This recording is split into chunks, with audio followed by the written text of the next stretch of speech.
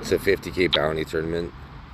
So I just won a small pot with King Deuce. But it won enough to be able to speculate this hand. What's this guy doing here? Matilda check. I guess I have to say, what's this person? I got to condition myself.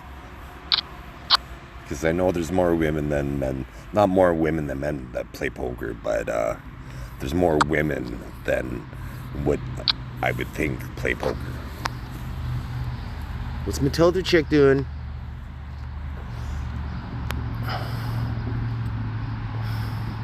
How about this? Okay, they might have it.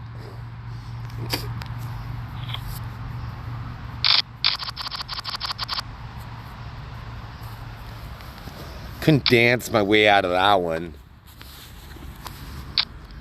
And so my new theme for my poker videos is to women I want to be the poker dancer, and to men I want to be the manhandler.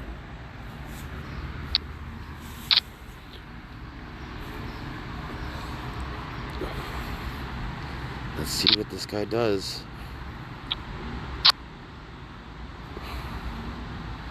What a terrible flop. Terrible.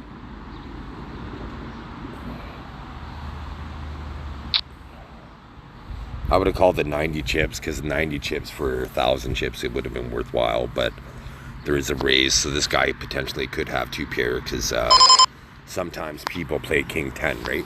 King 10's a playable hand, so the board is showing that somebody could have King 10. He could have King Jack, King Queen, King Ace, or Aces, right? Those are the likely hands, or 2 pair. So let's see what develops. So far, that's my guess, and hopefully I'll be able to refine it as the later streets develop. There we go. Here we go. This should... He folded. Okay, so he didn't have it. So 2 pairs. The other guy had 2 pair.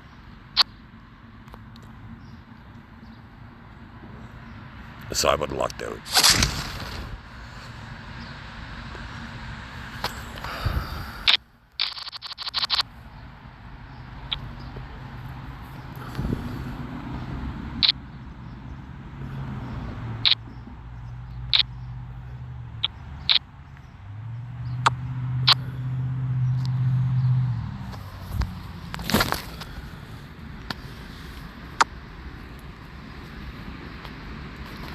But when there's lots of action like there was last flop, even with top pair, you might want to fold sometimes, because as it was in that situation, even with top pair, both players had 2 pair, so you would have been behind. You would have had to get lucky, because there was a bet, a raise, then a re-raise, then an all-in, right? So there was a volatile pot, right? So especially when the guy that opened up, he opened up with the minimum, and then he ended up jamming, right? So that's usually a sign of strength. Because it was like he probably wanted to bet more, but he had first position, or they had first position, so they were feeling out the pot, and they were hoping for, like, he jammed, right? So he was hoping that they had that they would end up raising so he could jam, right? Even though he ended up having the loser, but he did have a strong hand, right? So you have to feel out the situation. How strong is your hand in that situation, right? But usually when there's a bet, re-raise, then another re-raise, the all-in's gonna follow usually, and so it depends on how strong your hand is. If you got a really strong hand, then you're probably gonna double up or triple up, right? But if you have a weak hand, or even a top pair with a weak kicker, it's like, okay, maybe I should fold this time. Save myself the chips, rather than having to get lucky. Because Texas Hold'em favors aggression, but defense wins championships, right? It's making that critical fold at the final table that could win you the tournament, basically, or approaching the final table. Like this one tournament, I came first out of 1,500. I think there was about 40 players left, maybe 40 to 400, I forget, but maybe 100, 40 to 100 players left. But the guy could have busted me, but he didn't. They if they would have went all in, I would have called. And I forget, they tried trapping me potentially, but I didn't bite. And but I could have got busted that hand, basically. If they would have played it differently, I would have got busted that hand. But I avoided getting busted, basically, by being defensive. And so I survived enough. I think I was crippled, but I recovered and won the tournament, right? So every time I don't fold that last hand when I lose the tournament, it's because I didn't make that critical fold, right? Like right here, this might be the situation right now.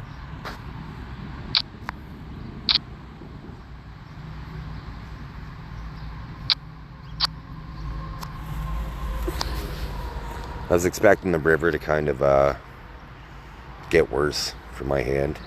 I was hoping it would get better. I want to see it. It's only 180 chips, so I want to see the straight. It was just whether or not he had the ace or the 9 to me. That's why I didn't play it more aggressively, because I could tell that they had a straight draw, but I was likely to get rivered. But if I would have made a full house on the river, then I would have opened up the playbook a bit. But or if a potential straight didn't come, I would have opened up the playbook a bit, because it was pretty obvious based on his bet on the flop and turn that he was on a straight draw to me, and he hit his gut shot basically.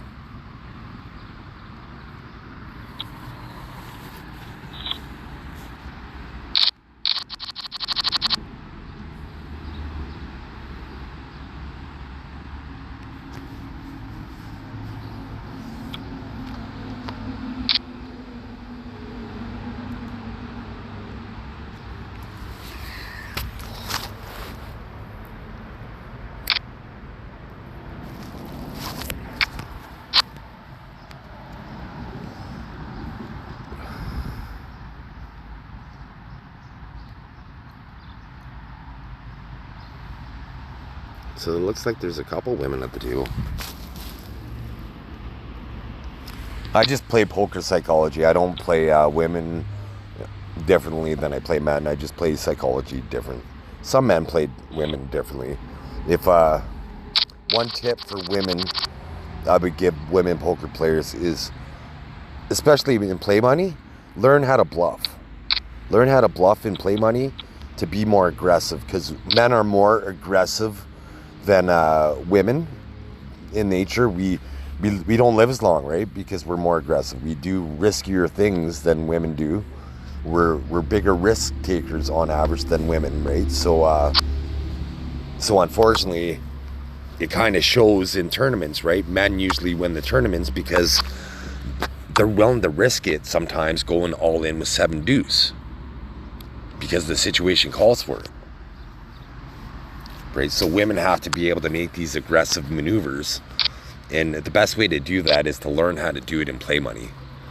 Become skilled at, learn how to play your good hands and defend your good hands, because your good hands become your biggest weaknesses, because they usually pay off, but when they don't, they usually catastrophically cripple you or bust you, right?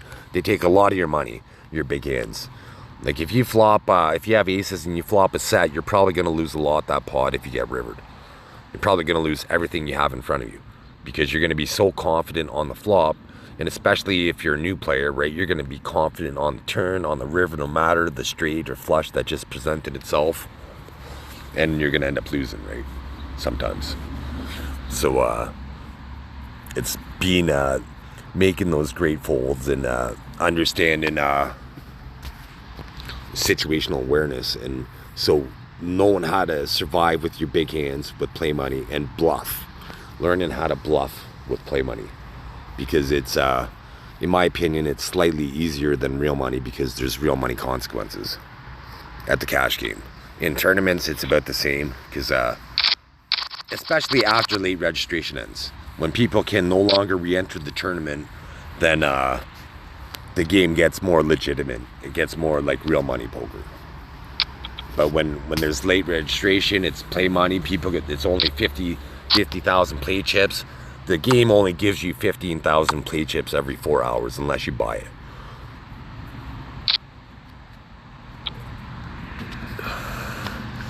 So 50,000 play chips is quite a bit of for a tournament if they're only giving you 15,000 play chips, right? So that means you have to triple up even before you can play in a tournament.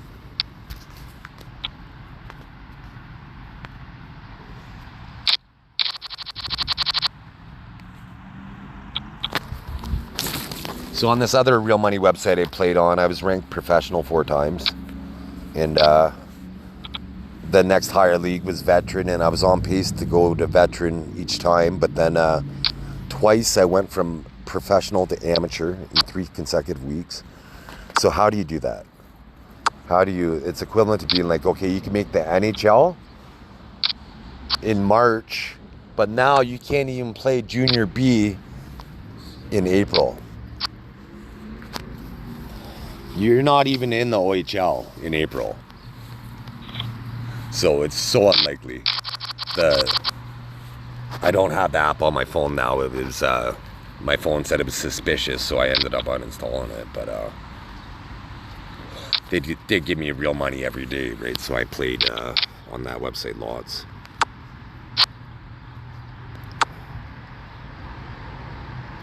So if anybody knows a better site in Ontario, Canada, to play a better app, leave it in my comments, because I'm looking for new apps all the time.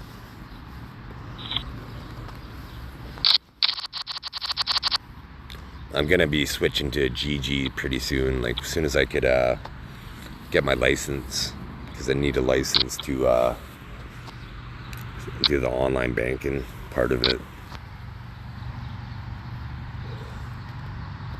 And I have, my birthday's not till October, so I got a few months until I have to pay for before it expires, so it's getting close.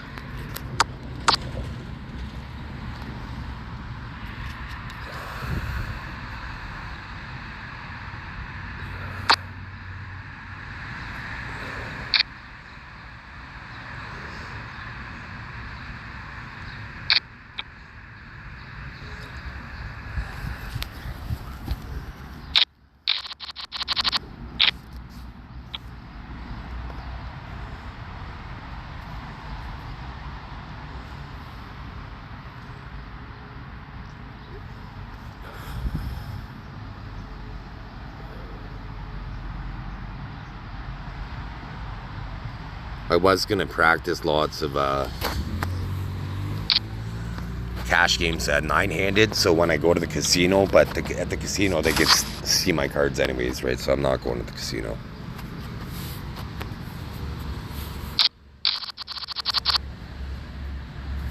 I thought I was pretty safe, because when you go to the casino, one tip when you go to the casino is never look at your cards until your turn, right?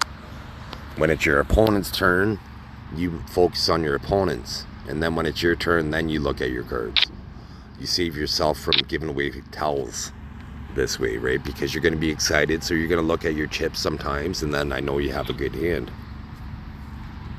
right? Or you're going to lean forward, and you're going to be interested in the pot, so I know you're going to call.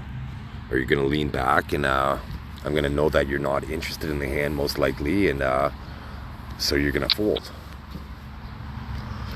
So if you're big blind and you're leaning back and you looked at your hand, I know I get your blinds for free that way. Right? It's all psychology. Then there's micro expressions in your face. How they bet, like Phil Hellmuth tries to cover his entire face, but you can still get reads on him. I think he'd be one of the easiest. I'd destroy him heads up. I know I'd destroy him. He would have to cheat to beat me heads up, because he's such a conservative player.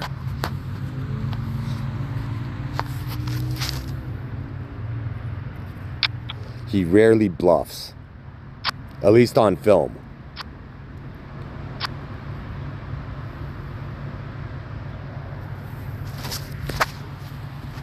And he's good enough that you could get him to fold pocket queens, right? Whereas a weaker opponent, you can't get them to full pocket queens. But a strong opponent, you can. Because if you don't fold your pocket queens occasionally, you're a fish, you're going to lose lots. Let's see, this didn't develop.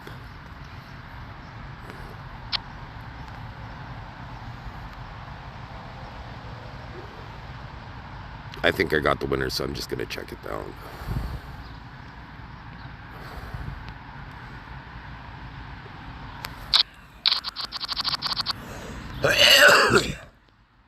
I didn't really think I was going to get a bet there. I thought maybe he had a 9.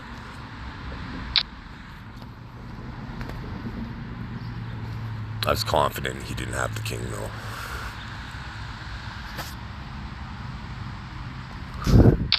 And that's the beauty about poker is unless you have the nuts, it's all educated guesses based on experience, right? It's no different than a meteorologist spending years developing in their skill to analyze the clouds and how likely it is to rain and stuff like that with instrumentation, like practice. Right, so with me personally playing poker, I spent the last 4 years. Nice bet.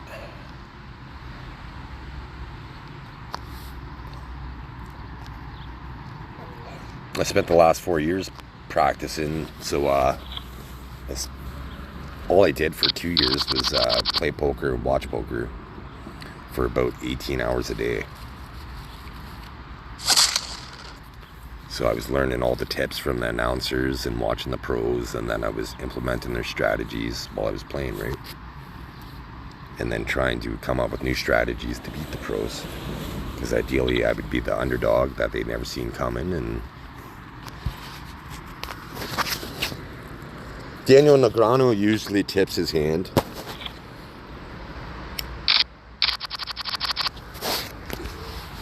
He's usually truthful.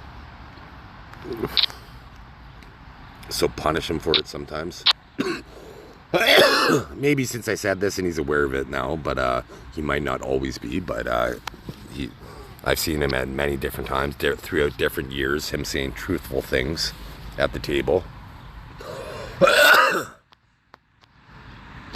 So I might not be able to utilize that strategy against him, but you could.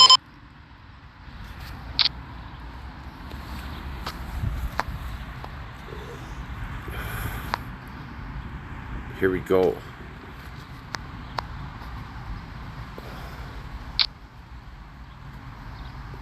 So I have 1,400 chips if I lose, or 2 bounties.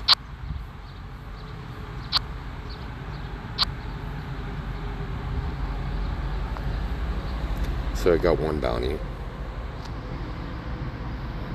But did I come out ahead chip-wise? No, I didn't.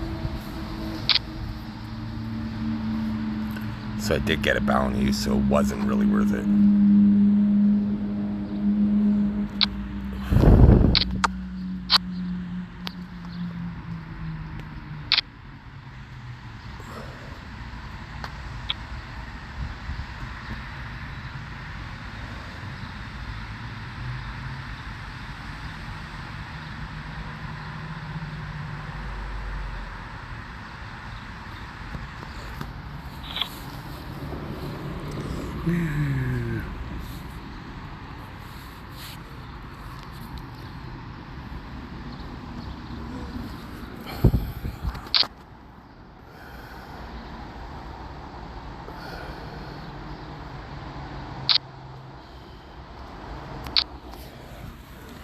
I get enough to cover if I lose for re-entry, so that's why I'm taking a chance. Normally 10s I would fold.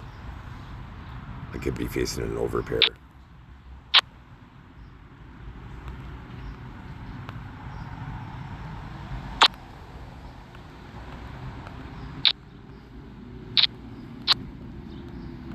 Well, at least I have an overpair. Hopefully I have the winner.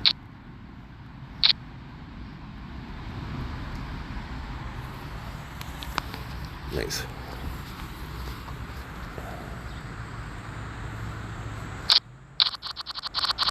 It's tricky with tens. Usually they're losers. It's a loser hand, but Sometimes you win with it.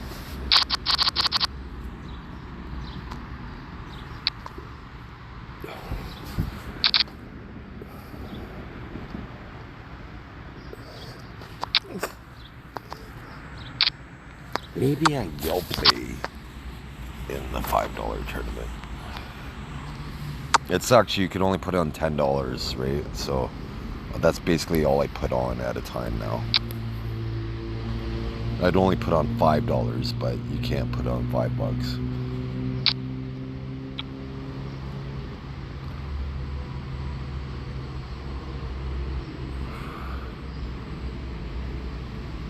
Hopefully I get lucky next round here. That's not the card I wanted to see, because people play King Queen often, so it's likely a playable 3,000, so he's betting less than before, so he might not have it.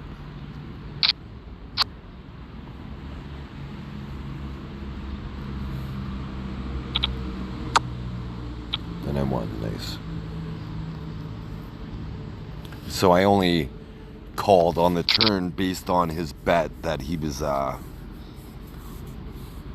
he kind of froze up to me when the queen was there. He should have been, if he had the king, he would have been more confident than if he had an ace, then he would have made a similar play to what he did, right? He would try to pretend strength sometimes when he has weakness.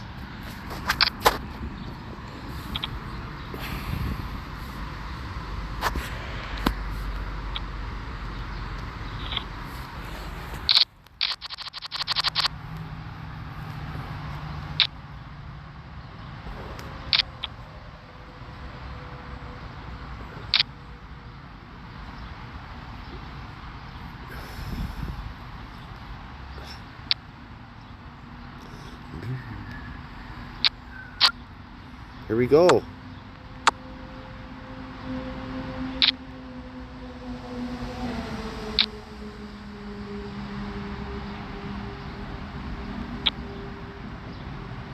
So I don't like my kicker on this hand here, so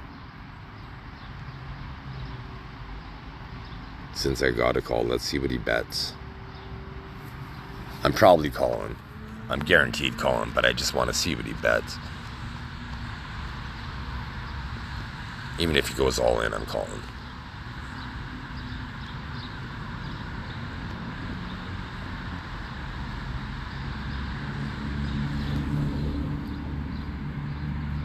Did I lose connection? I have 5G, so why would I lose connection? And it looks like it's frozen on here. So as if I lost connection.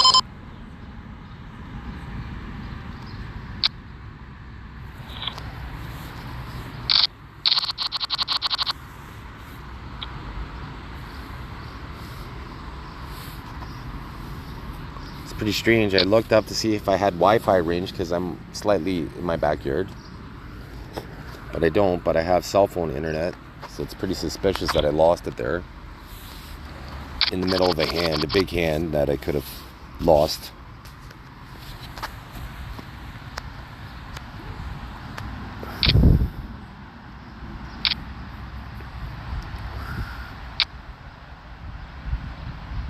So yeah, that's one tip for women, is to be more aggressive. Like Vanessa Selps is from 7 years ago or so. She's a good aggressive player. Vanessa Russo's, she's pretty good. I forget her name. There's an Asian one. She's pretty good. She's concerned about fashion, so all you would have to do is I think her name is Fashion Diva or something like that. Let's see. I'll Google search it once I have an opportunity to.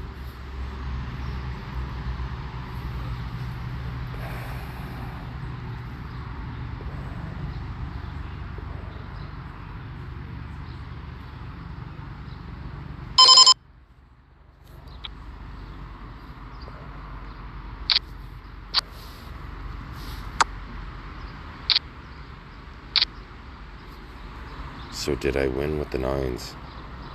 Yeah.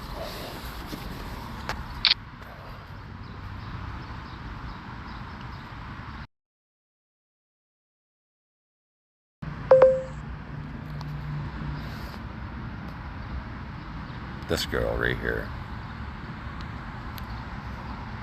Pinterest. Here she is right here. She's a pretty good poker player.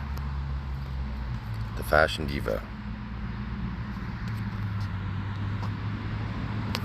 I think she said something like she never wears the same outfit twice. It's like, how could you afford that, woman?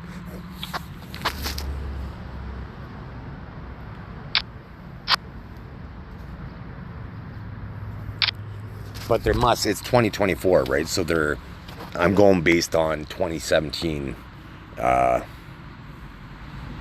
videos, right? So there has to be some new women out there that are just destroying it.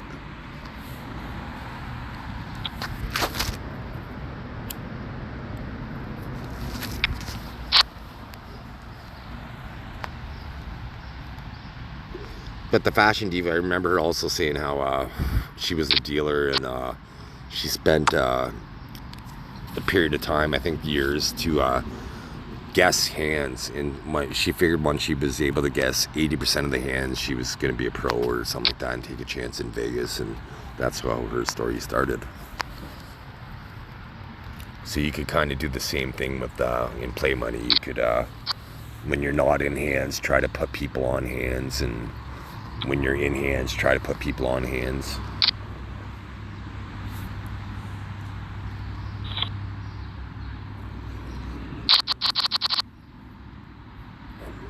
Especially when you're at the casino, or if you're risking lots, right?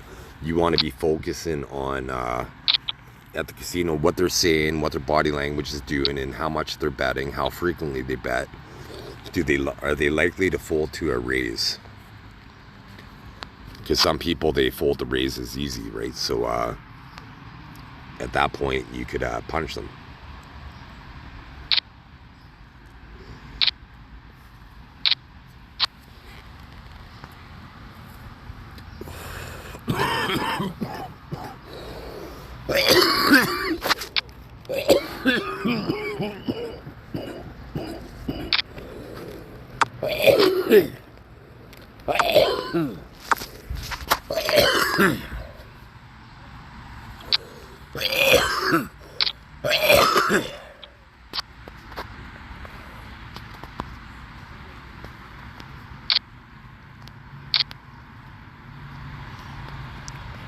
See, I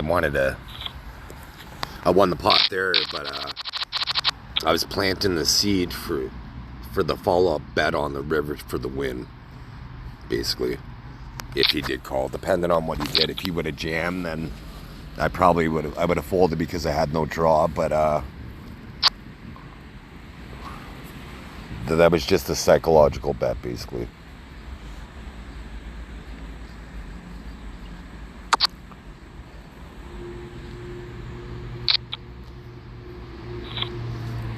So the last two hands, I just earned 1,000 chips with unwinnable hands usually, right? Okay, this guy's pretty aggressive. Let's see what he has. Ace 4.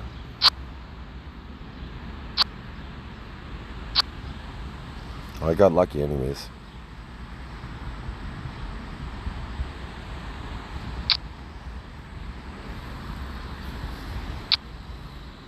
So I'm currently 30th out of 286 remaining. 8,374 average stack and 1.66 million going to first, and I'm on my first entry.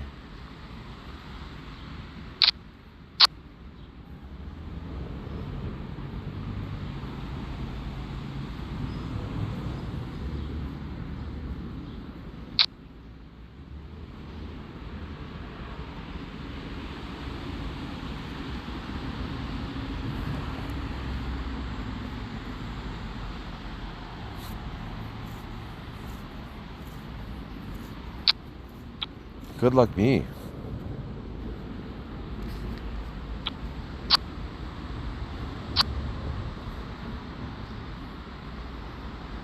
10-5. He went right for the gut shot that time. I'm surprised I didn't lose. Well, this guy has quite a few chips. Let's see what he does.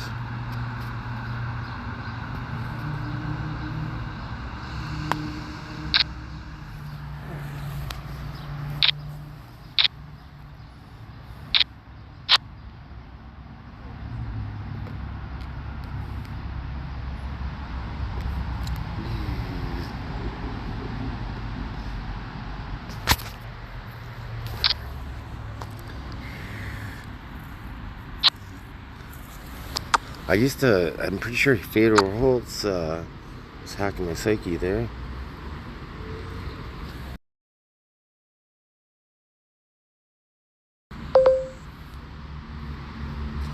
That was nothing like Fedor Holtz.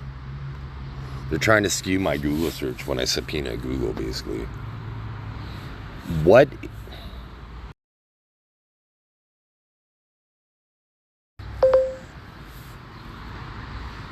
According to Wikipedia, Fedor Holz is a German professional poker player, originally from Saarbrücken, who focuses on high roller tournaments. Crown up guy. So I knew it had something like royal in it.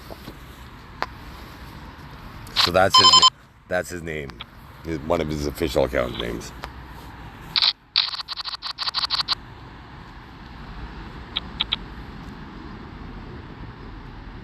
But he's a pretty good German player.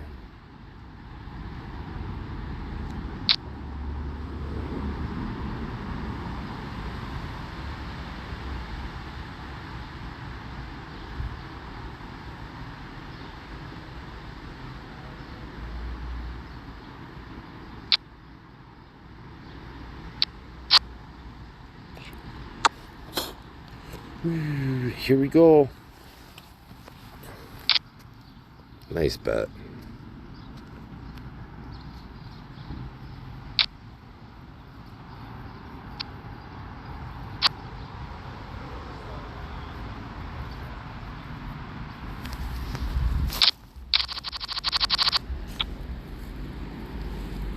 I didn't want to call when there was a player to act after me, even though he only had 800 chips.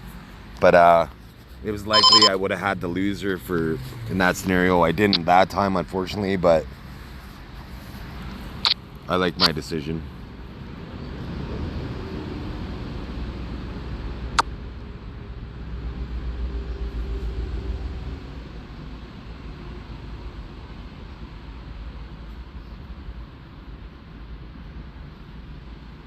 So this guy's in Ontario, but he's voting for Trump.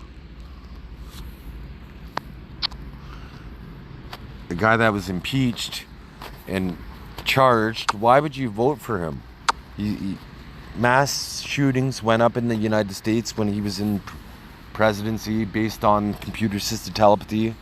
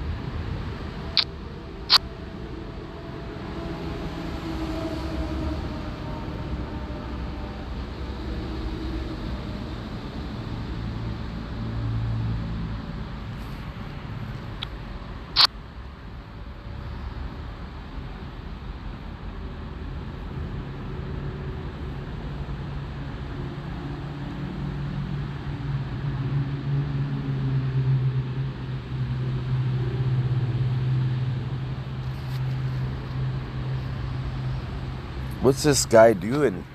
Or this person doing?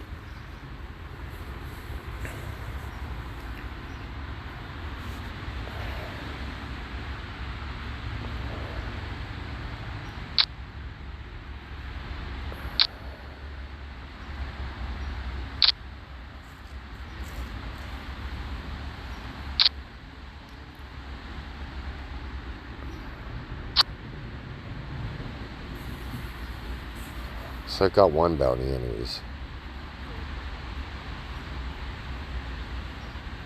But I came out behind in chips.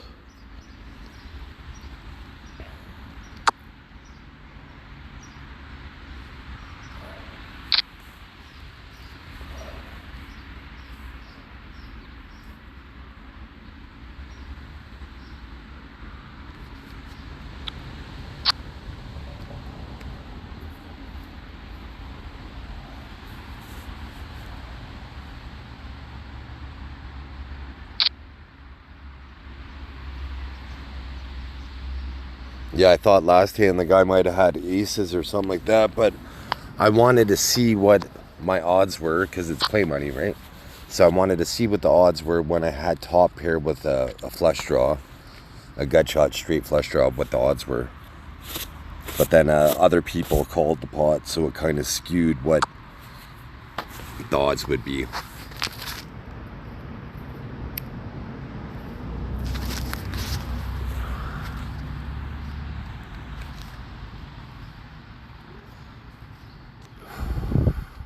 Potential straight flush.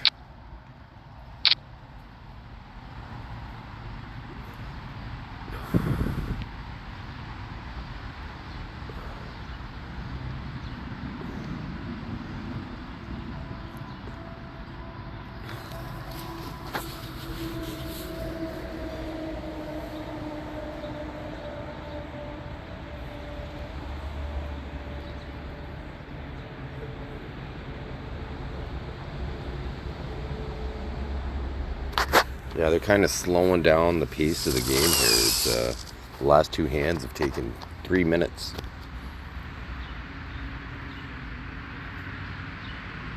I guess it's not too bad because the blinds are low, but when the blinds are high, when people do this, it's frustrating. Unless they're trying to stall to end up in the money, right? Then it's a good strategy. But he has no reason to stall here, right? He probably just got busy doing something.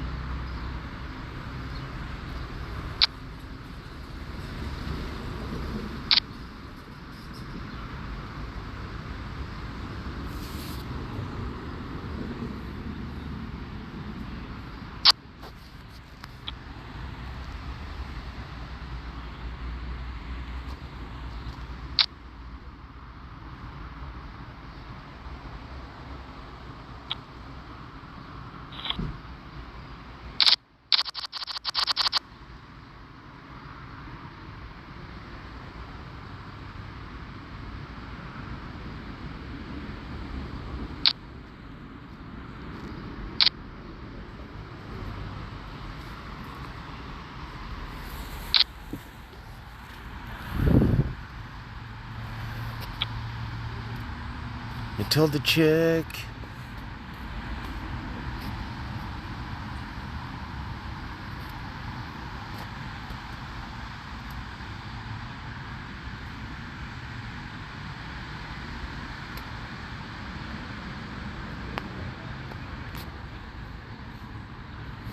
Is he going all in?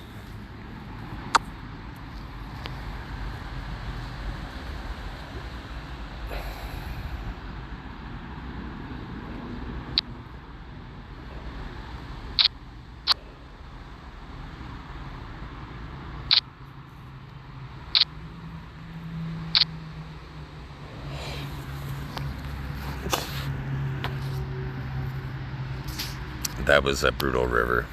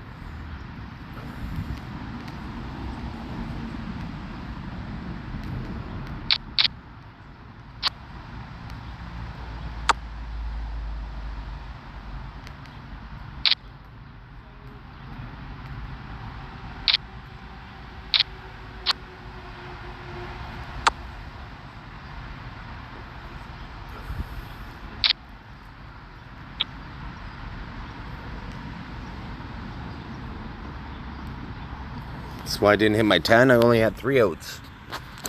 Thought the gut shot was coming through that time, though.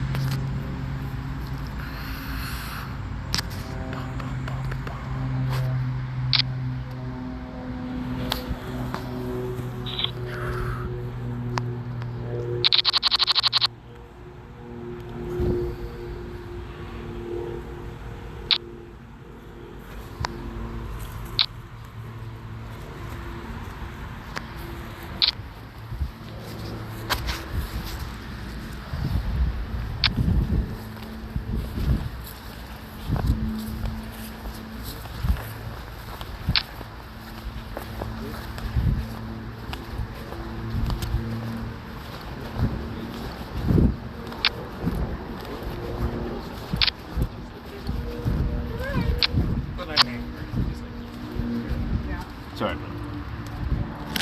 Sorry, guys.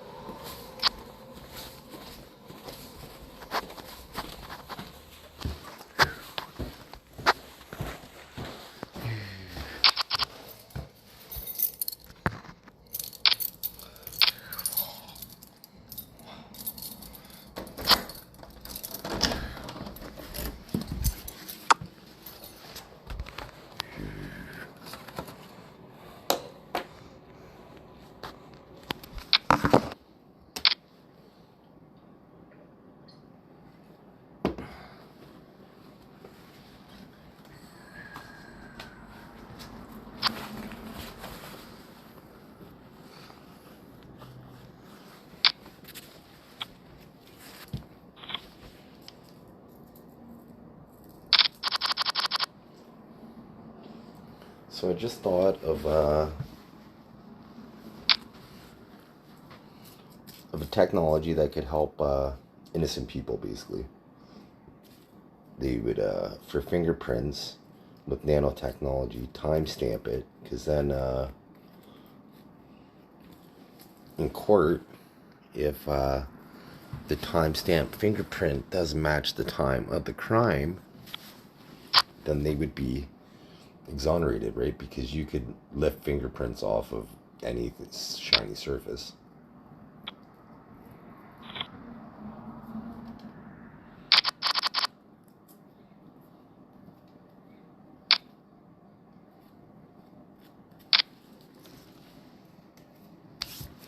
And on Chris MeyerDiggins YouTube channel, there's an idea for a telescopic shotgun for cops. Basically, when they're long range, it would be a long barrel shotgun, but as they approach you, you could make it into a sawed-off shotgun to increase the the disbursement, how wide the projectiles will go, right? So a telescopic shotgun.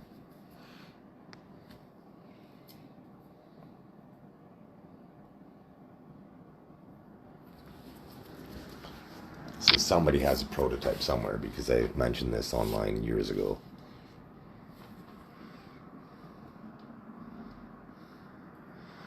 And one thing to be confident about is with artificial intelligence technology, you could snuff out ballistic missiles and destroying tactical nuclear weapons, basically eliminating nuclear warfare, right, with artificial intelligence. So, because what's the point of winning if you contaminate the land, right, and you can't use it? So it's kind of a archaic philosophy.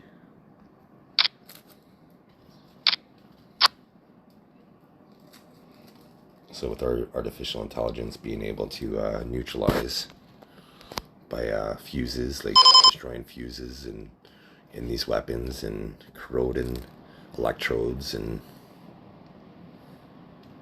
to making it so they can't be a threat to mankind, right? That's all I care about.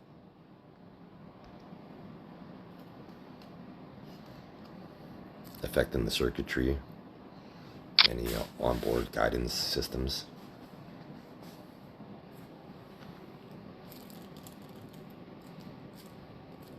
Because I don't see the benefit of nuclear warfare whatsoever.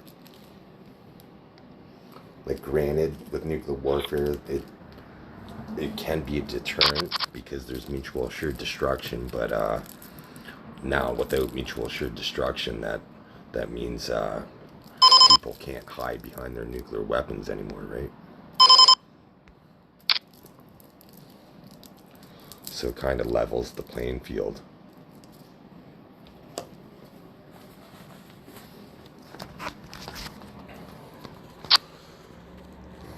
And all guidance systems are going to be loyal to me exclusively. And my subordinates that are interested in liberating free will for mankind.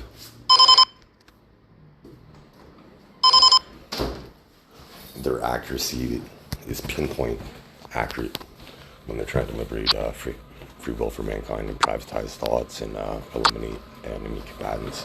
But for innocent private thought people, their accuracy is 0%. It'll be a dud.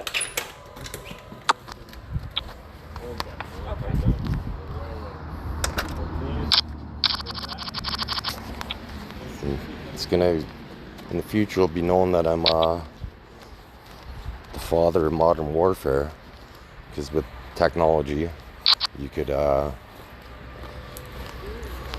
use DNA, so you could make artillery more accurate to target specific DNA on the battlefield. So you could find a battlefield commander with the drone, and then nanotechnology, get his DNA, and then send it to your artillery, and then now you could pinpoint accuracy, where he is on the battlefield.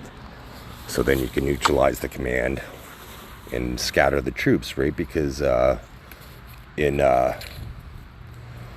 war, right, you decapitate the leadership, and then the rest of the team usually falls apart, right? So always neutralizing leadership, right?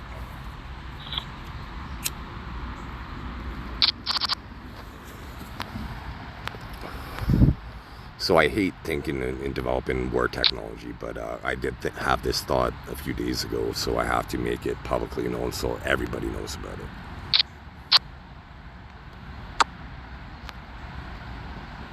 Rather than potentially just the enemy. Let's see, I think he missed all of this.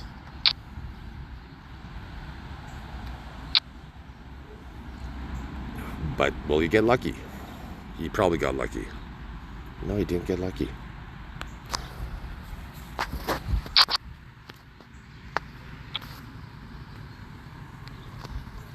So I just mentioned several ideas that are phenomenal warfare ideas, right? But I innovate products. Like I came out with the see-through canoe, right? The kayak backpack. And I think of the bike sale. Basically, I was riding. I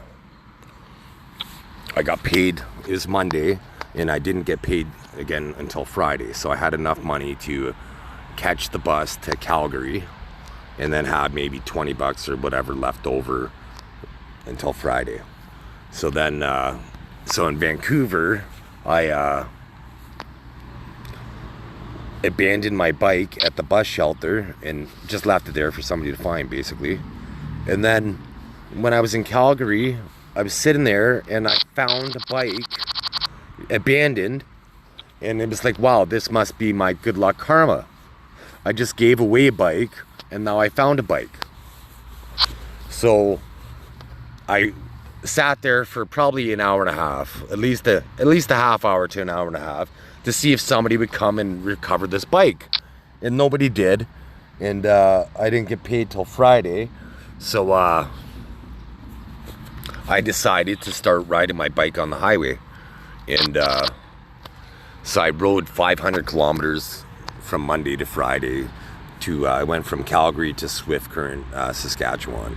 And then I got a flat tire. Then I was going to ride my bike to Ontario at that point, but I got a flat tire. So then I caught a bus for a bit, and then I hitchhiked for a bit.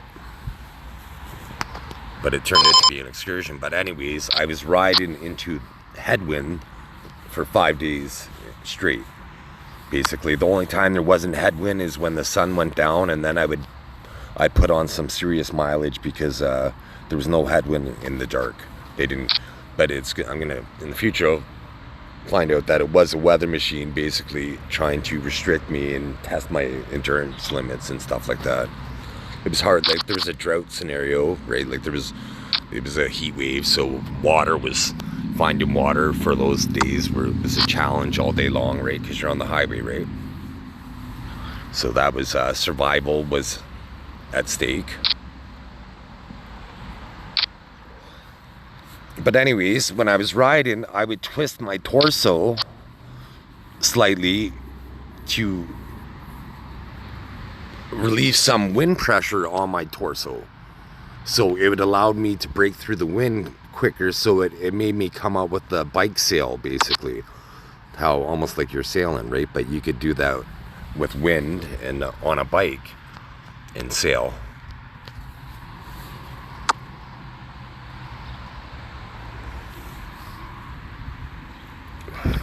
Because the most efficient way to get through the air is to have your head close to the handlebars as possible.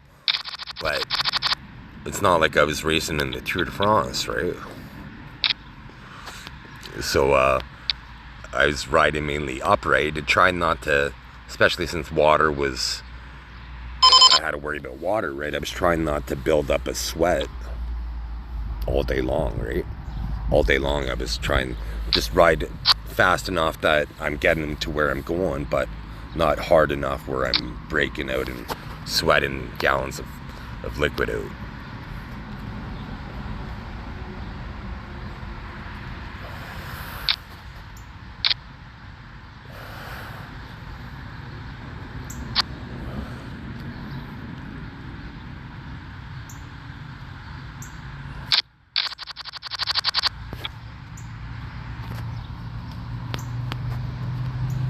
So I have lots of ideas anyways. I just need money to develop them. So my plan was to get enough money on poker, basically, to start investing in stocks and then make a fortune in stocks to finance my inventions, basically. That was the plan. But these electronic violators of mine, they listen to my thoughts, and there was a stock, Kodak Eastman stock. I posted in one of my videos. I won't show the proof again, but anyways, I looked on April 26th, and I'm like, okay, it looks good, but I want to see if it goes down over the next few days. And it did, so I would have bought when it went down, and then it would have almost achieved its 52-week high, which I thought it was possible of doing, right? So I would have bought and I would have sold, basically. So if I had $1 million in 2 months, I would have made $236,000 profit in 2 months with a 5-minute decision, right?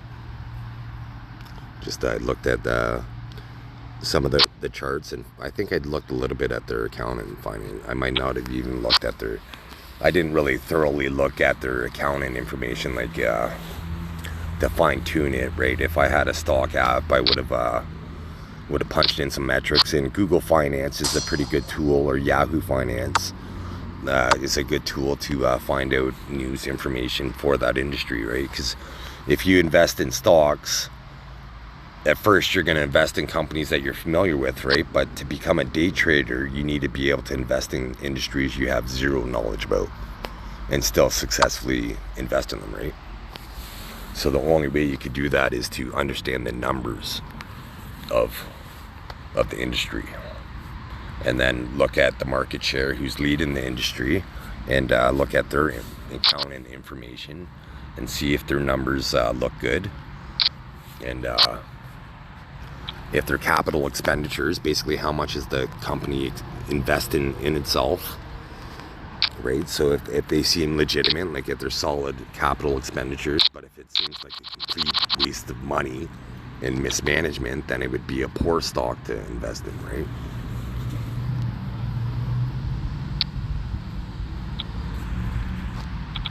So you got to understand the accounting aspect of it, and Bollinger Bands, the candle wick, and some other strategies that they have. I only have entry-level knowledge, but my very first stock trade, I would have turned $4,000 into $10,000 in a month.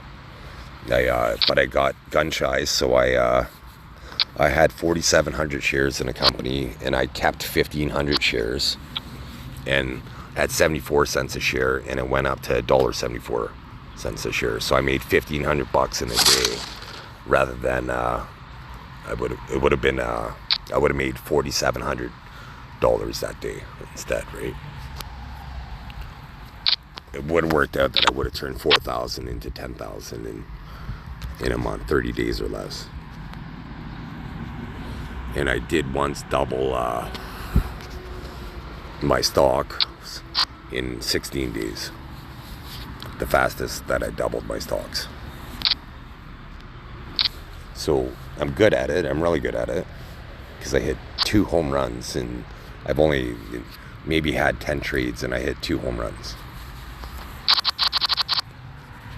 And unofficially, with the Kodak Eastman stock, would have been a 3rd home run. So maybe 11 trades I would have had, and I would have hit 3 home runs, right? In 11 at bats. You know, on this real life stock trader app, I think he started out with 5,000 American dollars, and I doubled my money the next day on it. But when you trade stocks in real life, just because you sell doesn't mean people want to buy, right? So you have to understand the timing.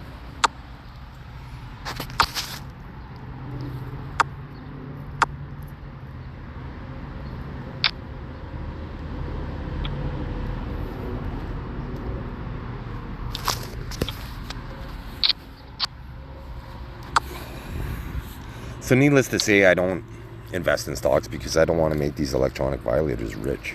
I don't want to make them rich. I want to make them poor and bankrupt and homeless and then dead.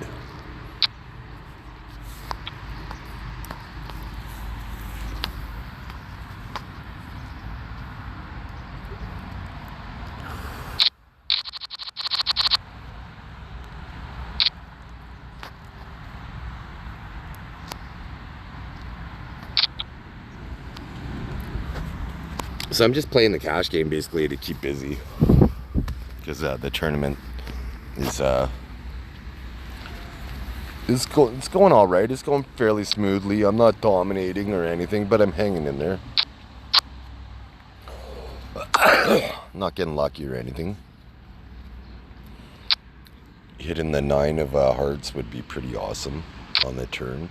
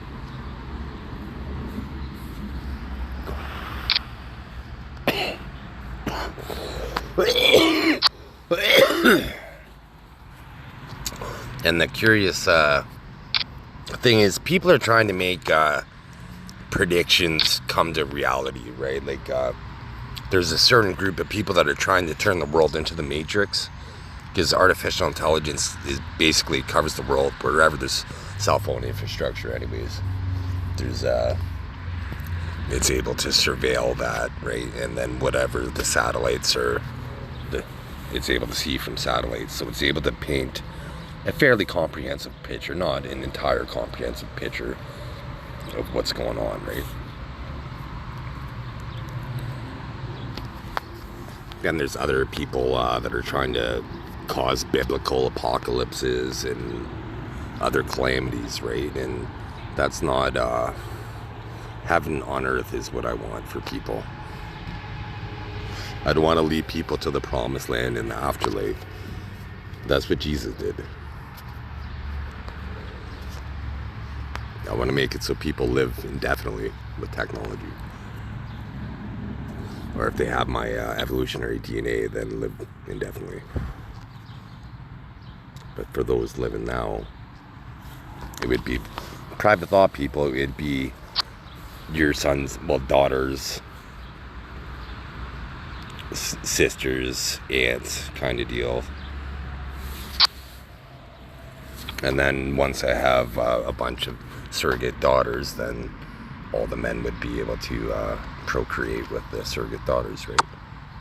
But it takes me having millions, if not billions, of daughters. Particularly. Let's see. I might gamble. Unless these big stacks get involved. If these big stacks get involved, I might not. Because it's such a disappointing hand.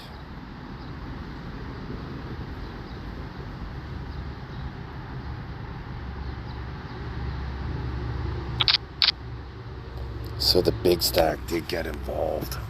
How much time? In 23 minutes of the registration. And what do I have? Do I have enough? So I have 91K, so I am jamming. If I get busted, I'll re-enter. So I'm hoping to, at the very least, win a big pot through the big stack. 9s. Nice.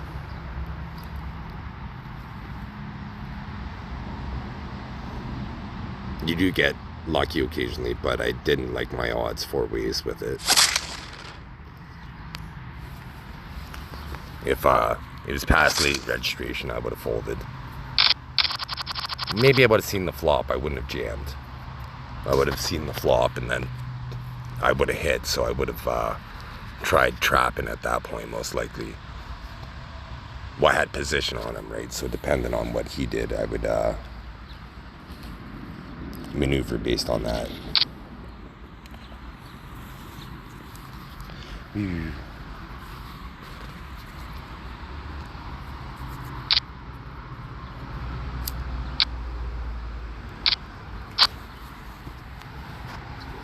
And it's always, whenever I make decisions, sure, I'd say probably 60% of the time I'm likely to make the same decision again. But that's only, well, say 100% of the time I'm going to make the same decision again if the variables are the same. Unless I got burnt, right? Then I would learn from that potentially. But if I'm doing a bluff and it works, I'm likely to try it again, right? Until it doesn't work successfully, then I won't use it as often, right?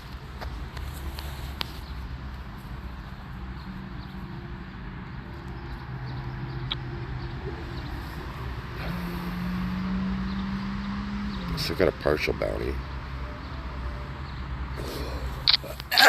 And that being said, the way you play a strong hand, right? Like, just because I played it one way, it was successful, I'm going to use it again, but not all the time. Because if you use it all the time, especially with artificial intelligence, it's going to pick up your tendencies and then punish you for it. So you always got to switch it up. And that's why I post these videos, is to eventually make a poker book. And but to pressure myself to get better and recall what I posted in my videos so I can improve my game.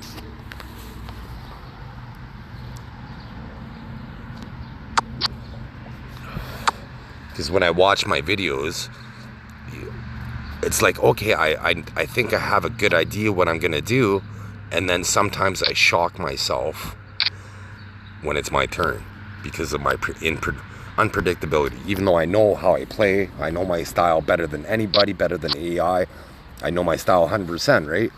But I still shock myself because of how the situation... I guess I never watched the full tournament to see how the hands developed prior to that. It was mainly when I watched it and I just seen it, say this hand, if I kind of jumped to this spot, I would shock myself. But if I watched the full tournament, I might understand the nuances, what led me to make certain decisions, basically. How they bet beforehand, how they folded, how many times they play, how often, what positions do they like to play.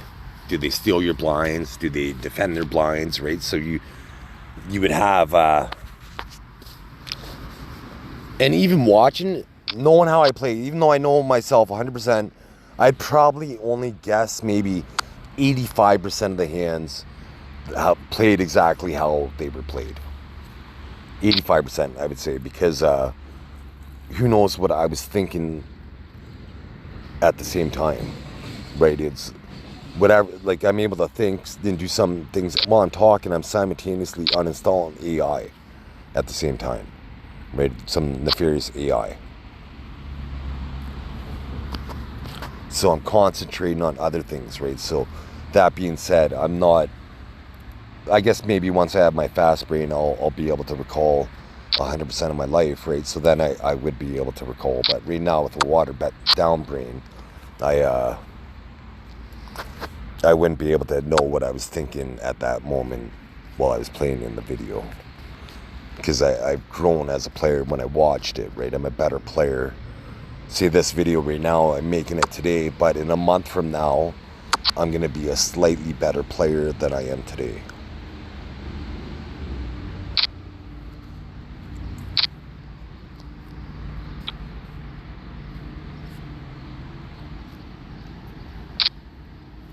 Like every 1,000 hands, your goal, well, every session, your goal should be to grow as a player.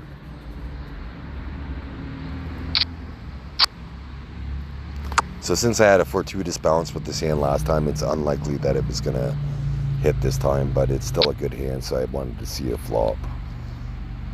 And I might get lucky with the king. No king. It's like that. If you get ace king back to back or ace king at all multiple times, you're gonna have two different outcomes with it. One time you're likely to lose. You're lucky if you win both times with ace king, if you get it twice in a tournament.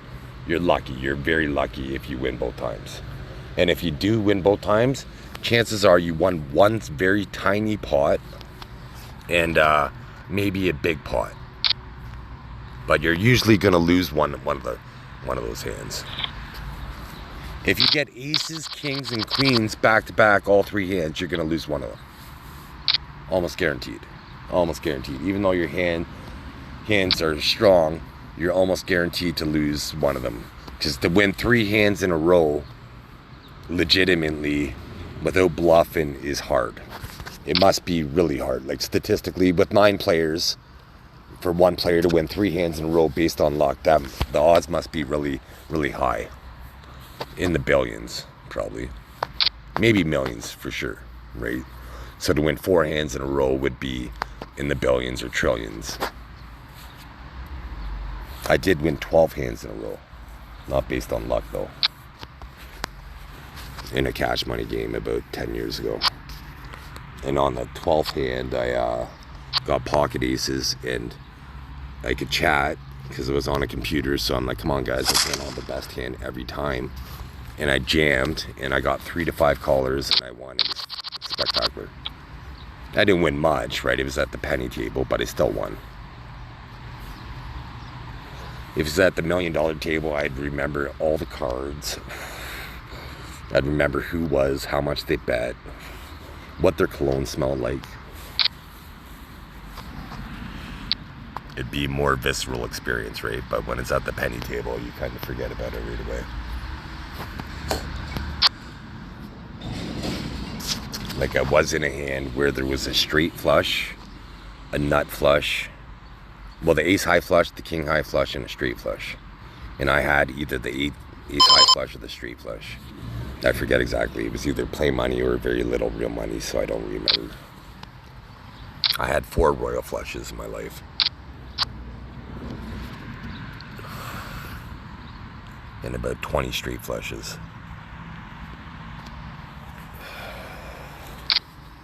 Because I play a lot of suited cards, right? So you play your suited cards, you're more likely to get royal flushes than straight flushes, right? I don't risk lots when I play suited cards, but when I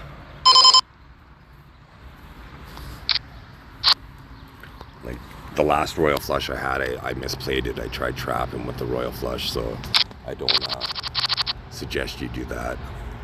I made the flush on the turn and with a royal flush redraw on the river, and I tried trapping on the turn, and he didn't bite. I tried trapping on the river, he didn't bite, and so I made $2.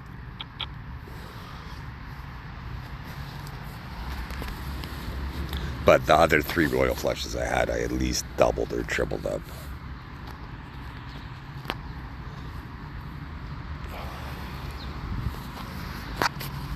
So needless to say, I would probably never trap with a royal flush again.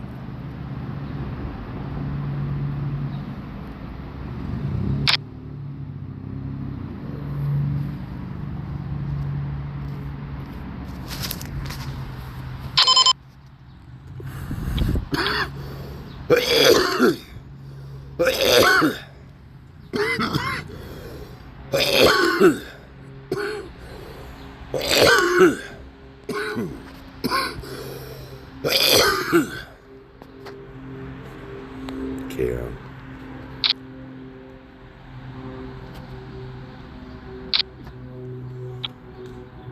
Good luck, me.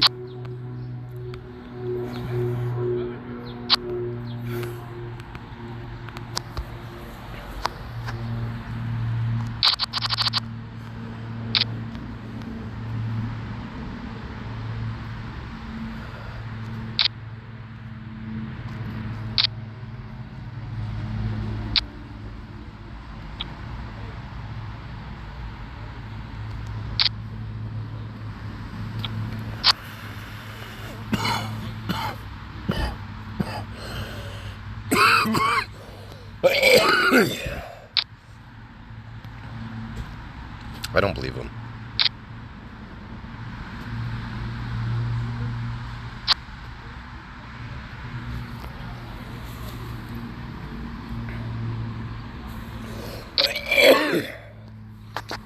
seems too suspicious to me. He must have shattered his confidence when I snapped called with ace high.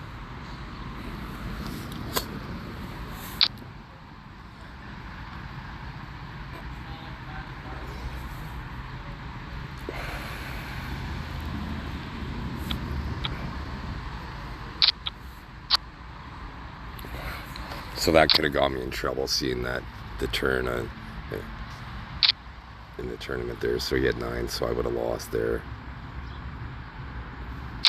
So it was a good fold. I thought maybe he had a straight. Okay, so see, this would be the 3rd hand in a row if I win legitimately. So I'm gonna check it down without trying to win, and let's see if I would have won.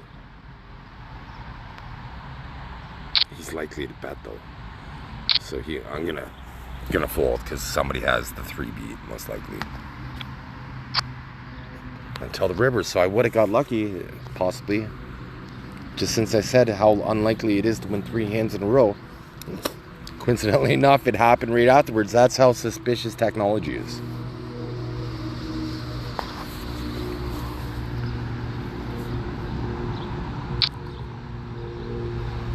Call.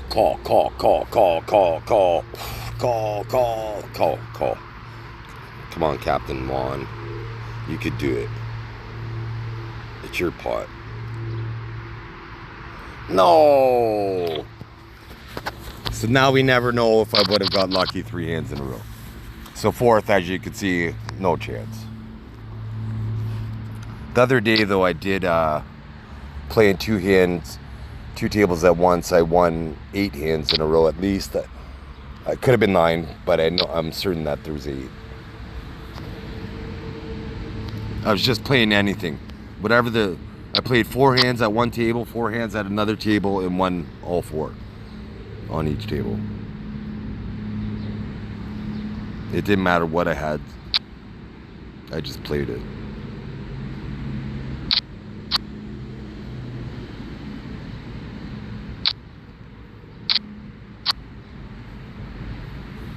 He's jamming. I'm calling.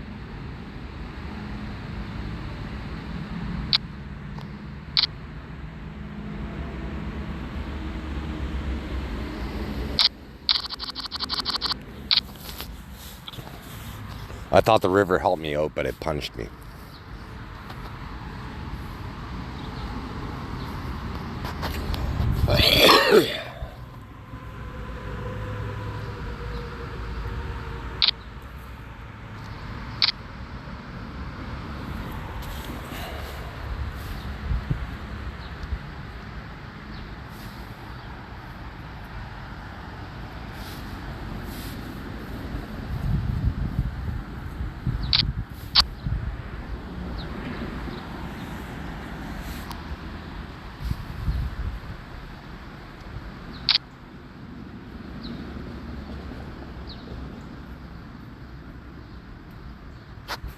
I want to call, but I can't. Call. Show aces.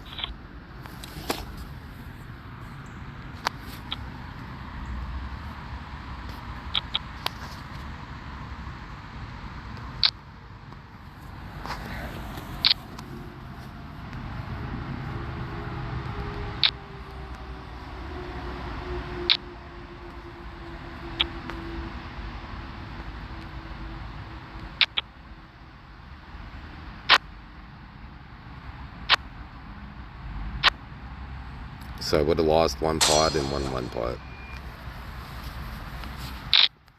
So I probably wouldn't have came out ahead. So it was a good fold. I had a feeling that the 10s weren't going to be the winner that time. That's why it opened so little. I call it a feeler bet sometimes. Try to feel out the pot, trying to fish out a big hand, basically.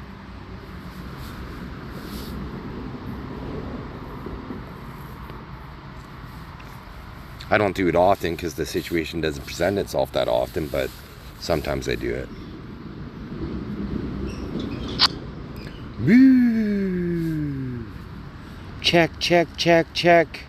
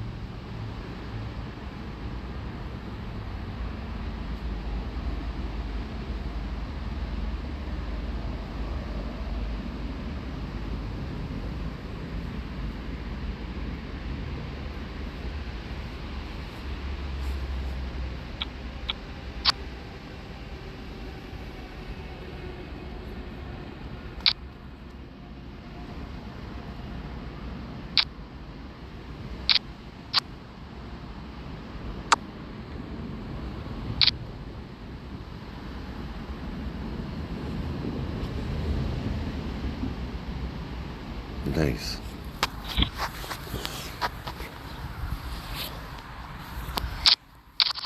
You would have had me beat with the 4 deuce.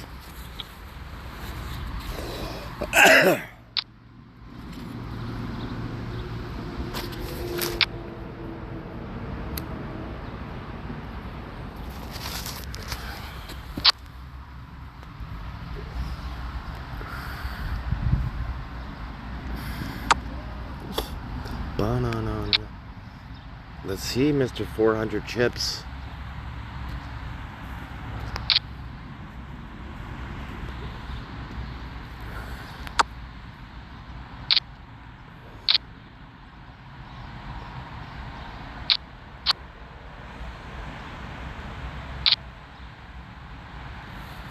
Nice call. He had two nines. I had him on a 9, so I was hoping to get him to fold his 9. Nice hand. I had him on something like ace 9.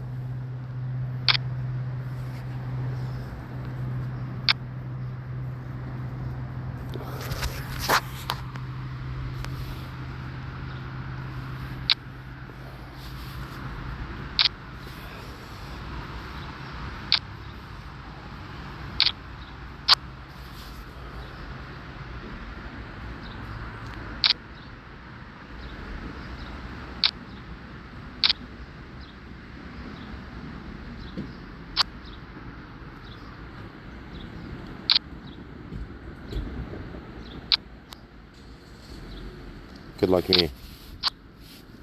I think I might have got rivered. I don't think anybody has ace 5 or 5-6. This guy might.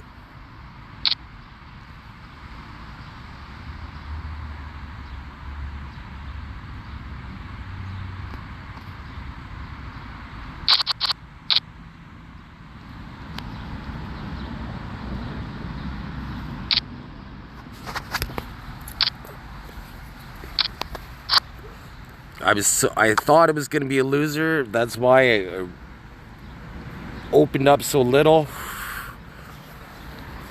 But I would have ended up losing anyways, right? Because I maybe not all of it, but with that flop, right, I could have probably got, if I would have bet the guy with the 4 deuce might, if I would have raised it high, normally would have, he most likely would have folded, but I still would have lost to the guy with the jacks.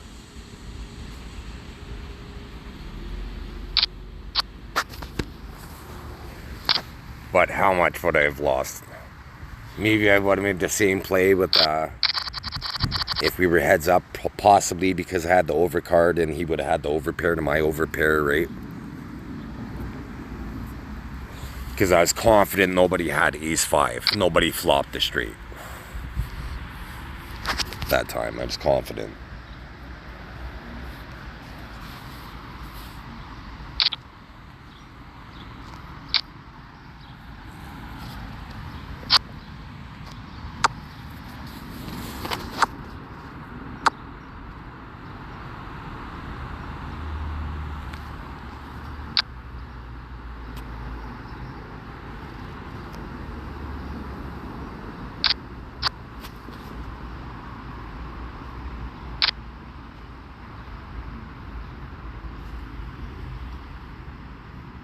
Okay, I won there. That's great.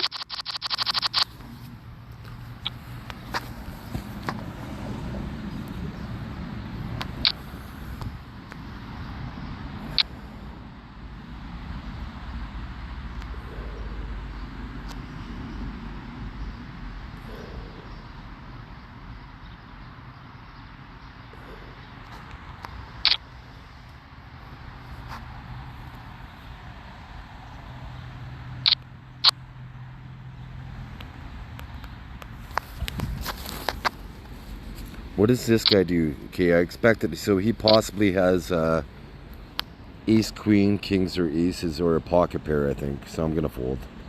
I just wanted to see if I flopped a set. So 2 pairs. So that guy had kings. But he ended up with the winner.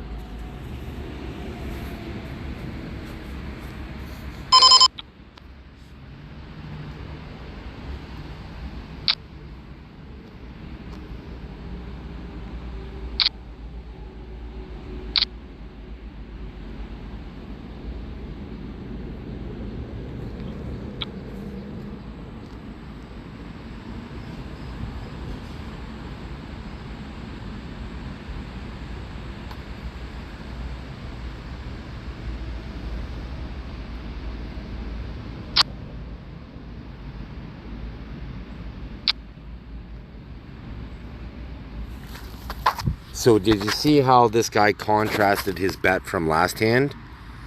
He was so much stronger last hand with his bet, with his open in this hand, right? So I did get him to fold, but it's the other guy I have to worry about now.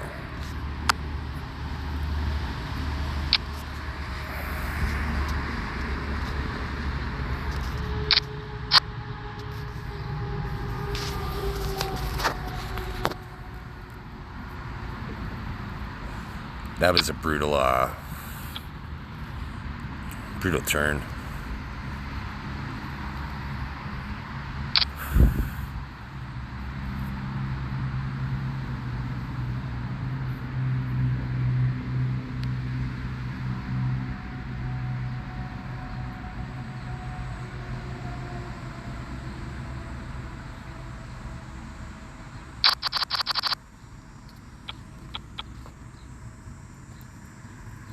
$10-5.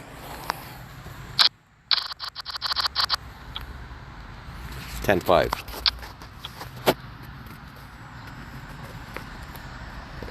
PokerStars always rewards poor play against me.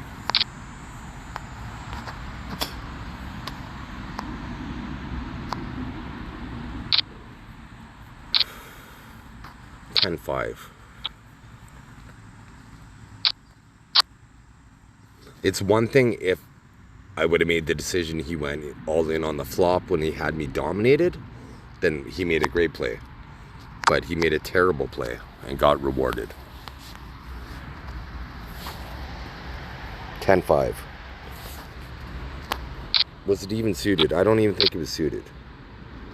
It would have been one thing if it was suited, but it wasn't even suited. Oh, it was suited. Okay.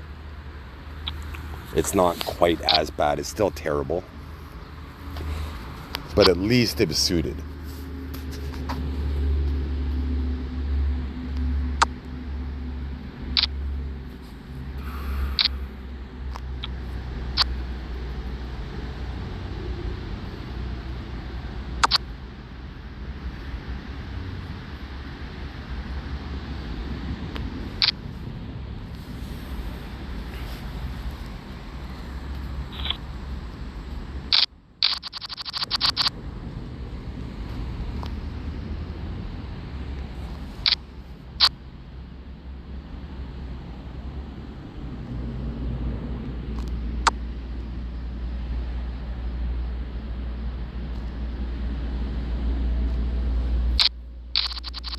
Okay, so I won the blinds, so that was the plan, hopefully.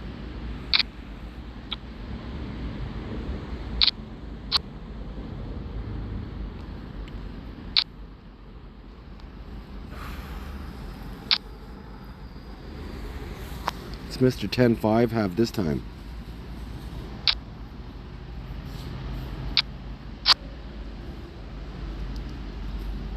Do they redeem themselves?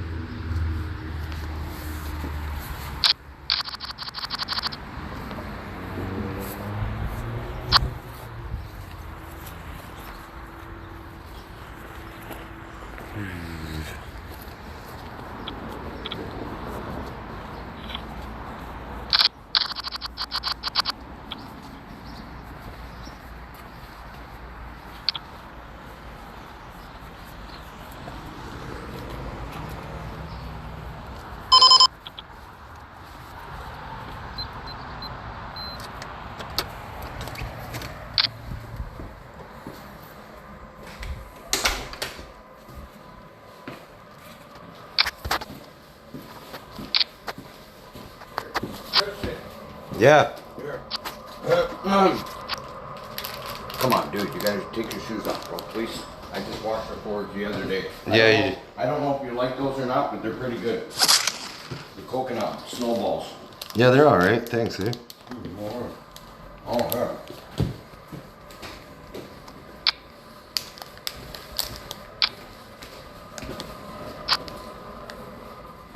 There you go. Here. Thanks. No worries. Busy out there, dude. Gotta go out and grab. 10 to 3. We got lineups already. Yeah. I'm on my way out anyways. Go and see what's going on down now. So much fucking tourist action is happening. Oh, they're not bad. I didn't think I was gonna like them.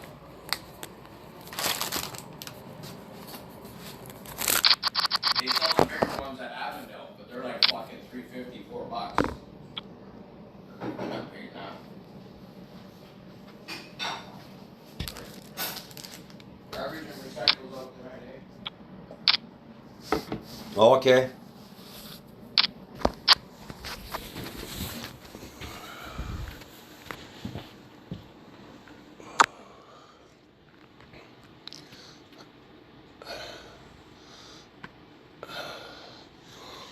So that was unfortunate, losing with the Ace Kings there twice. Basically knocked me out of the tournament, right? So if you like the way I played, consider sponsoring me, making endorsements or donations. My PayPal email address is christianerikarnemeyer@gmail.com. And if you believe you got private thoughts, you get your violators right there. Get my violators right there. And go to www.change.org/technology and privatize your thoughts, fight for freedom. Anyways, thanks for watching. Have a great day.